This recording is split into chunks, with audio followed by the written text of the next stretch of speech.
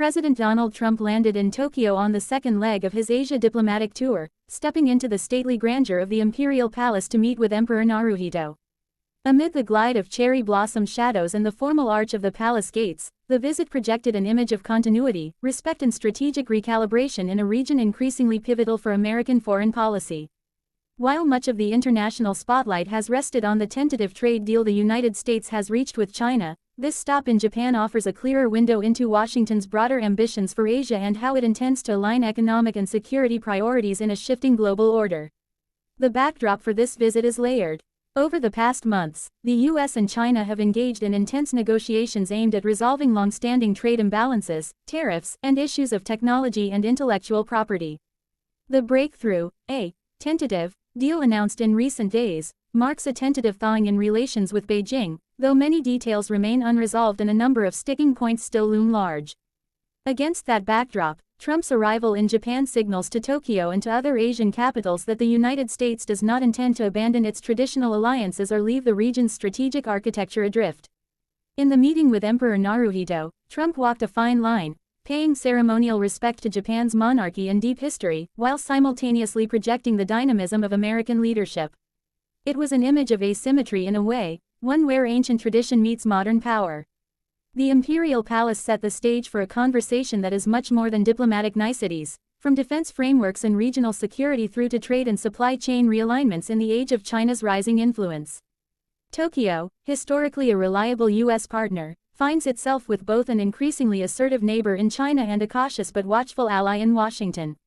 For Japan, the message of the visit is twofold. On one hand, the U.S. remains committed to Japan's security foundation, including the bilateral mutual defense treaty, American bases on Japanese soil, and cooperation across missile defense, cyber and space domains. On the other hand, trade and economic ties must adapt. The tentative deal with China is less a signal of U.S. pivot away from Japan than it is one of Washington repositioning itself across multiple fronts, something Tokyo must reckon with. Economic diplomacy is a central thread. The U.S.-China deal includes components that could reshape supply chains, particularly in technology goods and semiconductors, and offers opportunities for Japan to reassert itself in manufacturing, export markets, and regional trade networks. For Tokyo, the question becomes how to turn what may be a U.S.-China bilateral arrangement into a more trilateral beneficial relationship that keeps Japanese interests front and center. Indeed, during their talks, Trump and Japanese leaders are believed to have discussed how Japan might fill gaps and enhance resilience in supply chains, in part to reduce dependence on China and hedge against future disruptions. Security ties were never far from view. The Asia-Pacific region, and especially the waters north of Taiwan, the East China Sea, and the Pacific Theater more generally, have seen increased military activity, from Chinese naval forays to North Korean missile tests. The U.S. sees Japan as a linchpin in any regional security architecture, and Tokyo reciprocates with interest in deepening interoperability, joint exercises, and intelligence sharing. The Trump visit underscores that alliance. At the same time, Trump's broader message suggests the U.S. expects allies to play more active roles and to shoulder greater burden, something Japan has accepted, preliminarily, by boosting its defense budget and revising its security posture in recent years. It is more than just bilateral mechanics. The visit has symbolic weight. For decades, Japan looked to the U.S. as the dominant partner in Asia, but now the strategic landscape is more crowded. China's Belt and Road Initiative, Russia's eastern flanks, and regional institutions such as the Quad with the US, Japan, Australia, India are reshaping how power is distributed. In stepping into Tokyo, the US is signaling that it remains invested and that its alliances matter, even as the shape of geopolitics shifts. Moreover, the appearance of the U.S. president in Japan at this moment sends external signals across Asia. For other countries, from South Korea to Southeast Asia and beyond, the meeting reiterates that Washington still anchors itself in multi-layered relationships, not just transactional deals. The tentative trade agreement with China, for instance, will ripple through the region. Asian manufacturers, exporters, tech firms and supply chain planners will watch closely for signs of shifting rules, tariff relief, or incentives to relocate manufacturing. Japan, in particular, may be poised to benefit from such ripple effects. There remains a degree of caution, however. The trade deal with China is labeled tentative, precisely because myriad issues remain unresolved: enforcement mechanisms, scope of tariffs, long-term structural reforms, and how both sides will behave moving forward. Observers note that Washington has often structured such agreements as initial frameworks subject to renegotiation or adjustment. For Tokyo, the challenge is to discern how durable the arrangement will be, and how much of a gain Japan stands to derive if US-China commerce shifts meaningfully. If large-scale manufacturing or supply chain relocation begins, Japan may have an opening. If the deal simply reinstates business as usual with moderate improvements, the opportunity for Japan may be less pronounced. On the ground in Tokyo, the atmosphere blended pageantry with policy.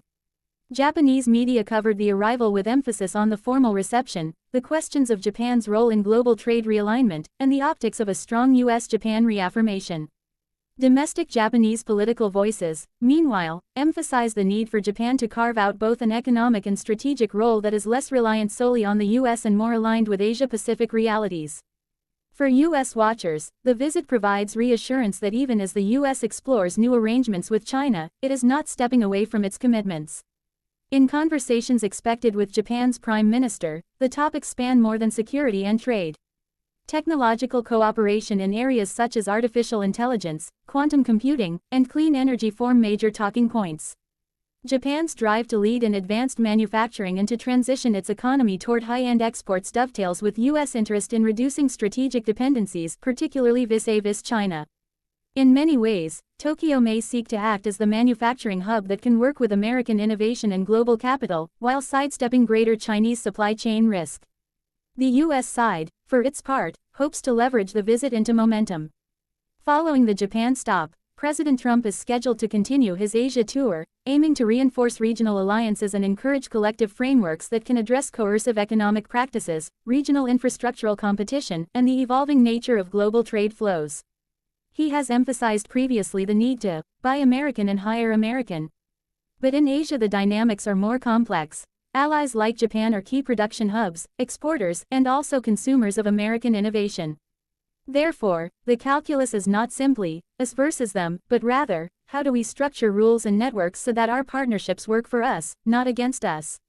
Observers note strategic shifts. For example, diversified supply chain efforts, the friend-shoring idea, and economic decoupling from China, or at least partial decoupling, are themes Washington has pushed repeatedly. Japan, with its advanced manufacturing base and geostrategic alignment, appears to be positioned to benefit from such shifts. But Japan must act decisively, reform its own business environment, attract investment, and navigate the balance between China, a major market for Japanese goods, and the US, its security guarantor. The visit therefore becomes as much about Japan's internal strategic calculation as it is about US policy. While the trade deal may grab headlines, the subtler but more enduring work lies in how the US and Japan articulate their shared vision for the Indo-Pacific region. Security, economic resilience and technological leadership interlink in the conversations behind closed doors. For Tokyo, maintaining leverage means being flexible, embracing stronger defense cooperation while carving out autonomous economic options, aligning with Washington while preserving its own Asian identity and market dynamics. Some analysts also caution that US-Japan coordination must avoid appearing exclusionary. Asia is not a closed ecosystem of US versus China. Rather, it is a large economic theater where many actors, ASEAN nations, South Korea, India, Australia, and various Southeast Asian economies, are all jockeying for position. A US-Japan deal or alignment that is too rigid may push others toward alternatives or weaken regional cohesion. Thus, the visit must be seen not only as a reaffirmation of the bilateral, but potentially as a stepping stone for broader multilateral engagement. From the perspective of business and investment markets, the ripple effects are already being weighed. Japanese firms are considering opportunities in expanded semiconductor fabrication, alternative supply chain logistics, and partnerships with American technology companies. Meanwhile, US companies look to Japan as both customer and partner. The updated trade dynamic with China, if implemented fully, may shift cost structures, influence raw material sourcing and alter competitive positioning across multiple sectors. The presence of President Trump in Tokyo underscores the seriousness of these shifts. Yet, uncertainty remains. The tentative nature of the US-China deal means that markets and firms are cautious. Japan will be watching closely for announcements and concrete implementation steps. Similarly, Japan's own domestic politics may test the follow-through of the alliance upgrades, especially as public sentiment grapples with defense spending increases, base relocations and the domestic costs of deeper international commitments. In the public narrative, the visit offered a moment of pageantry and diplomacy. For ordinary Japanese citizens, the sight of a U.S. president meeting their monarch adds a layer of ceremonial weight, but the deeper question is what these high-level meetings mean for everyday lives, for jobs, for trade, for regional security, and for the future of Japan's role in the world.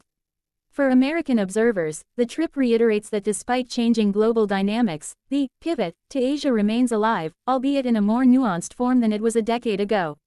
Looking ahead, the next steps will determine the legacy of this Tokyo visit.